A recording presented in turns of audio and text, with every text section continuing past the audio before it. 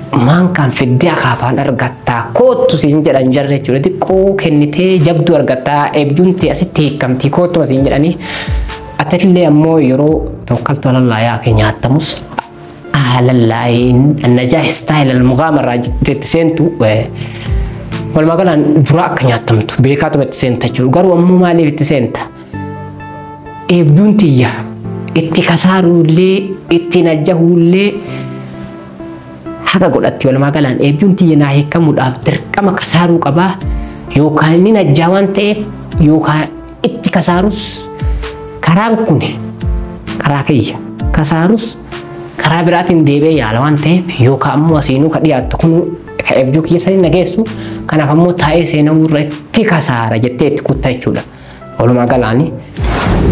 Assalamu alaikum warahmatullahi wabarakatuh. Kabajamtoota hordoftoota kiyyaa jirra jirtu bakka isin jirtan nageenya haa jiraatu duran dursee kabajamtoota hordoftoota kiyyaa adda wala markaa isinii qaba jechuudha. Kun beekaadha namni wallaalaan jiru jechuudha yeroo ammaa tokko dhageettiin tokko hisaabaan tokko kitaabaan walumaa galaan beekaadha. Beekumsa sana immoo itti fayyadamuu dhabuu keenya baay'ee nutti jira jechuudha. Beekumsi keenya sun maali jennee wal gaafanne jechuudha yeroo keenyatti fayyadamuu dhabuun akka nu miidhu jiru. Walumaa galaan namni hundi beeka jechuudha walumaa galaanii kabajamtoota hordoftoota kiyyaa osoo waraqaa doolaara dhibbata akkasitti kennanii gubii siin jedhanii nama afur jechuudha. Tokkoffaa atuu harki keessin gubuu lammaffaa itti aansee ammoo namoonni si bira jiran hundi isaanii mucaan fayyaan qabu yoo jedhan kijibsan yookaan akkasitumu jira yookaan ka hidhatti si darbutti jira jechuudha waan keeti ammoo yoo gubdees mirga itti qabda. Kasan immoo kuni waan ifa ba'ee kanaaf ammoo namni hunduu ni beekaa rakkinni sammuu qabuu kee yookaan si beekanii gara mana yaalaa si geessani. Yoo ji'a tokko ji'a lama amata tokko amata lama umrii keenuus umrii keetii yoo teettee gudde ammoo ati aariifaa namni hundi harkasiidhaa gara mana keenyaa baga nagaan dhufte siin jedhan jechuudha walumaa galaan. Aansee ammoo namoonni tokko tokko osoo man argin yeroo ofiitti fayyadamuudhaan kutaa argan. Namoota amata lama keessatti kutee miliyaardeera ta'utu jira. As taa'ee dhasamuu warri barreen gaddaa harka dhaabee ture sen. Barreen gaddaa mucaan kun uffanni isaatii fi deemsisaa keessi isaa duwwaadha baran akkamii achi ga'e jedhee taa'eetuma yaada. Icciitii waan kanaa hin beekane takka sihirii godhate takka ammoo waatu jira. Wanni jiru san ammoo deemee sihirii godhate deebisa. Wanni inni himu hin jiru kaa walumaa galaa waan biraa himuu hin danda'u.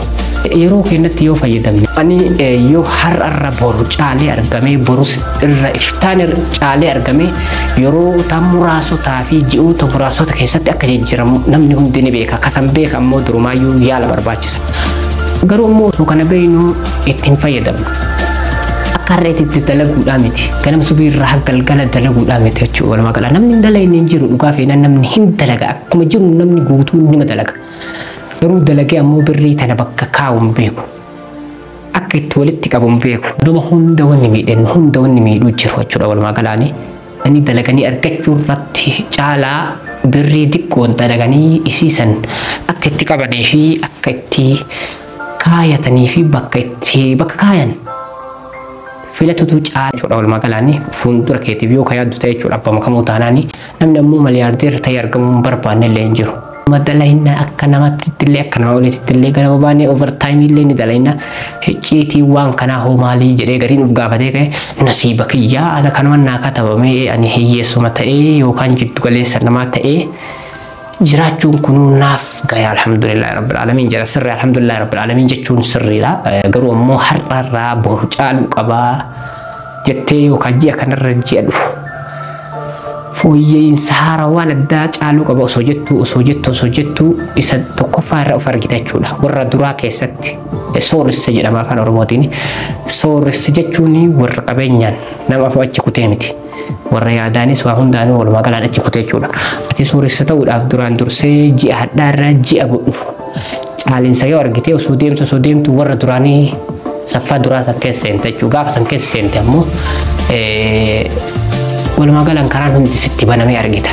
Karaan hundi kee ta'ee ati karaa kana deemuudhaaf sesi manna seen jedha namnis rakkinni jiru barumsa dhabuu keenya caalaa osoo hin ta'in yeroo itti fayyadamuudhaaf akkaataa itti mallaqa qaban akkaataa itti mallaqa itti fayyadaman dalaganii akkaataa argatanii diqqoo argatan san wal qixxeessanii yeroo ittis fayyadamaa waan tokko waan mallaqa garantaanitti waan bituudhaaf garantaanitti balleessuudhaaf bakka dhayneen ammoo dhaquu hin taatu jechuudha.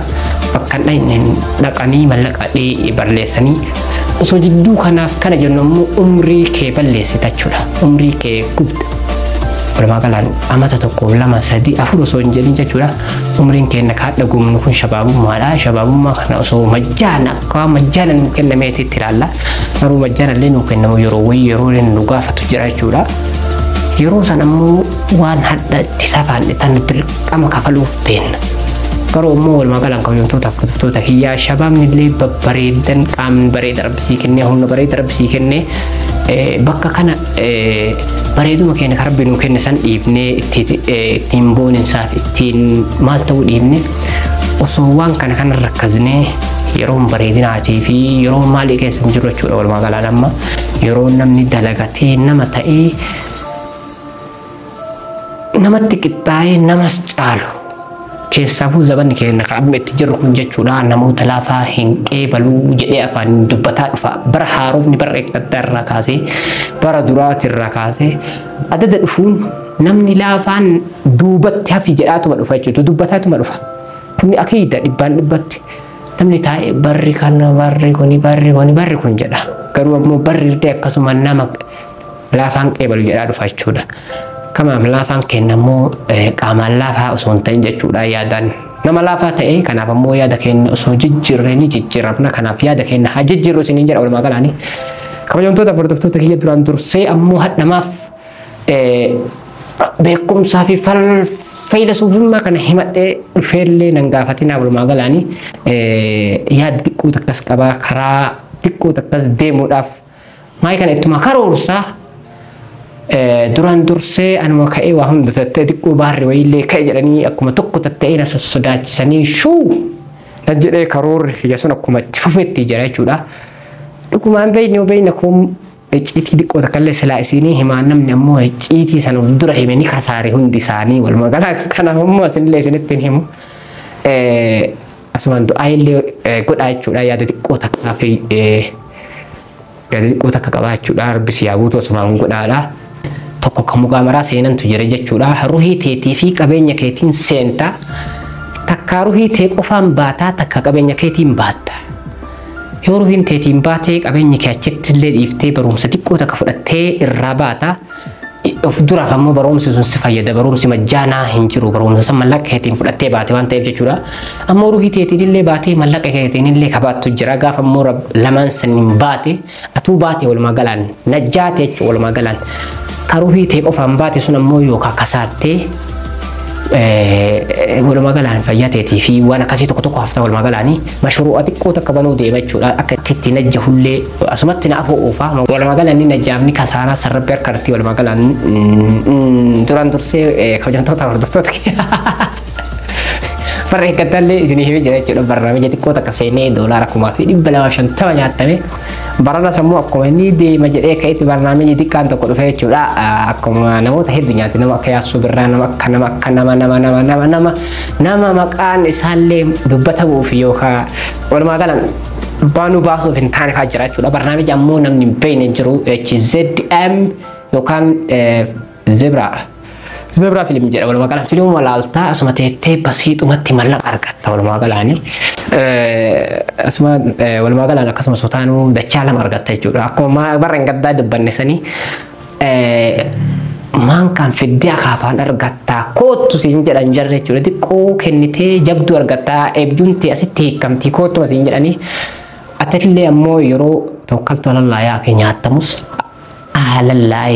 النجاح ستايل المغامرة تسنتو والما قال دراك نياتمتو بيكاتو بتسنت تشو قالوا أمو مالي بتسنت إبجونتيا اتكسارو لي اتنجهو لي حقا قلت والما قال إبجونتيا ناهي كمود أفتر كما كسارو كبا يوكا نينا جوان تيف يوكا اتكساروس كران كوني كراكيا كساروس karaa biraatiin deebee yaala waan ta'eef yookaan ammoo asiinuu ka dhiyaattu kun ka eebjuu kiyya sanii nageessu kanaaf ammoo taa'ee seenamuu irratti kasaara jettee itti kutta jechuudha. Walumaa galaanii akkasi nama yaadee tokko kuno kakak kiyyaa kun faana akkasi itti kufee namoonni baay'ee jira namoonni miliyoona meeqaan nyaatame barnaamija shaashaa akka takkaan asirra isinii kaa jechuudha. Walumaa galaan nama 900 nyaatame jira Itoophiyaa jechuudha. Akka yaasoo birraa baay'ee takka gaddee jechuudha. Anis ammoo kasaaraan xiqqoon qabdu $3,000 fi gara 800 jala nyaatame jechuudha. Garuu ammoo seenaallee qabu leenoo barri hin gaddaallee dhuguma akkuma kiyyaan itti naqee nyaatame akka nyaatamullee ni beeka ammoo jechuudha. Akka nyaatamu namuu ni beeka leenoo garuu ammoo yoo ji'uma takkatti nasiiba ta'ee naa ture dachaa ni deeffadha. Ji'a lammaffaa yoo akka tasaa ittaansi ammoo dachaa lama dalaga. Yoo akka tasaa ammoo bilii 15 keessattillee kabaduu nuusama bilaga kiyyaan ni deeffadha. Yoo turbaan tokko keessatti kabaduu hoo rub'a mallaqa kiyyaa faadeeffadha jettee irreedee itti naayixaatillee jechuudha. Jarris yeroo takka karaa kan dhuguma sii godhanii kunoo kootu marhaba karaan kun karama eeguu keetitti mallaqa fa'aa saabisiin jedhan jechuudha. Walumaa galaan keessan sii dhufanii si saabdalli mallaqallee. Garuu ammoo gaafa atis amantee attama mahlakaa jedhanii walumaa galaan akka waan shariika abbaa keetii taatee itti amantu jira waan kana.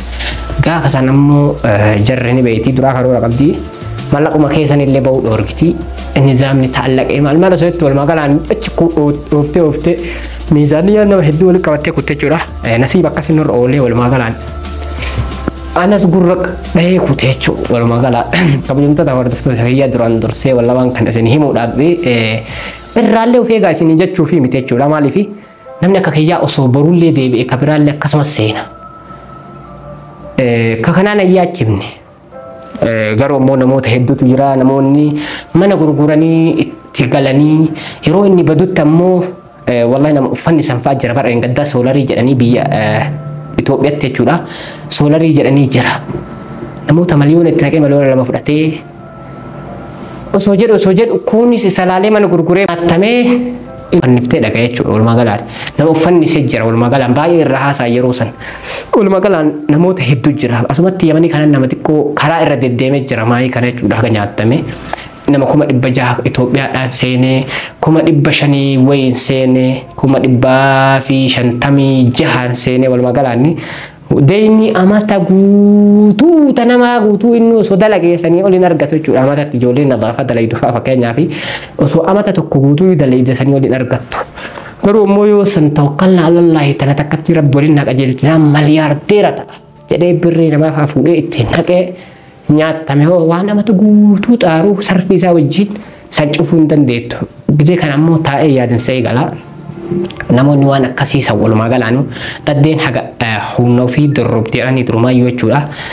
Yoo kasaartillee mallaqa kana ji'a 2-3 keessatti akka godhee deebisa bakka sanitti. Yoo ammoo kasaarillee abuuhaa yoo jettee dura ofitti hin himini tawakkalna alallaahiin hin taatu jechuudha. Waan akkasii san keessatti warri akkasii ammallee barnaamijni gana yeroo muraasotaan dhufa amatatti hin dhufa turee osoo hin ta'in wal jala dhufa afaan jijjiiratee karaa biraatiin dhufa ka irraa najjahu sirratti jira ka irratti kasaaru sirratti jira. Walumaa galaan namoonni dhalaa biyya Arabaaf jira ka mallaqa achiin ergitee walumaa galaan waa hundi osoo timnu seeraan tawakkalna alallaa jettee seentee akira gizee isin seentee 7 abbadee jira walumaa galaan jechuudha.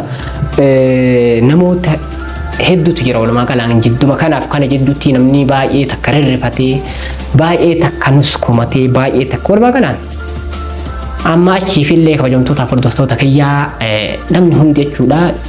Barnaamijni akkana dhufu kuni takka fursaa eebjuu teetii ta'uu mala chaansii kee ta'uu ni mala jechuudha. Dhugaa feenaan jechuudha. Ka irraa miliyoona argatu ni jira baranas ni jira yaman keessattuu ka miliyoona meeqa argatee jira ka miliyoona meeqa kasaares ni jira. Garuu akkaataan isaa itti deemtuu akkaataan tokko addaan sii ba'uu qaba. Kanaaf ammoo duraan durseetee akkaataan ati itti deemtuu mallaqa 100 argadhaa osoo hin ta'in mallaqa 1000 takkatti nagaan argadhee galatirfii jedhii yaalii godhii waan dandeettuun. Waan dandeetti olii hojjechuun rakkisaadha walumaa galaan baachuulleen rakkisaadha walumaa galaan.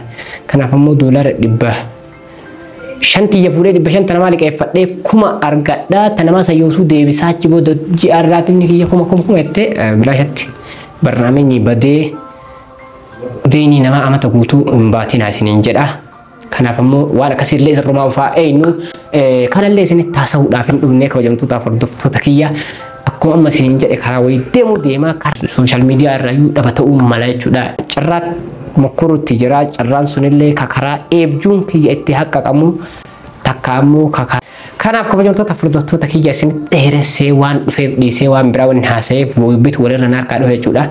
Chaanala kiyya akkuma argitan Orowood chaanala miskiina chaanala fayyaalessa osoo afaan beekee dubbatee mana hidhaana dhaabe jechuudha. Kassasee yeroo mallaqa barbaadee waa fiigee deebi'utti taa'ee marhabaa ani qabbanumne yeroo waa irra gadhiiftettis maka akkuma farda mataa naate jechuudha. Walumaa galaane dolar bashanan takka irraa barbaadallee kuma takkallee jennaan marhabaa akka chaanala kaawwanii qabbanaa'ee maal ta'an hojii asadifaa isa yaadadha.